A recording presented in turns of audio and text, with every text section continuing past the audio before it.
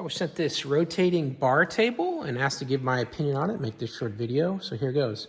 It's a very nice rotating table. So as you have items placed on top, you can spin them around.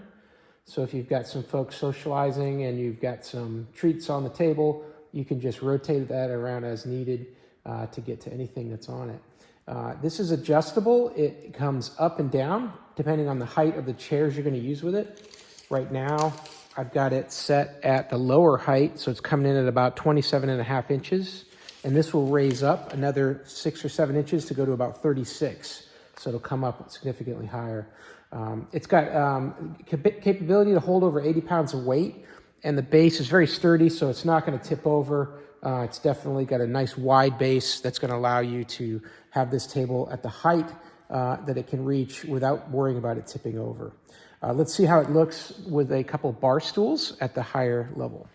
And now here we are with some standard height bar stools, and I'm at the lower setting right now, so I'm going to go ahead and lift that up.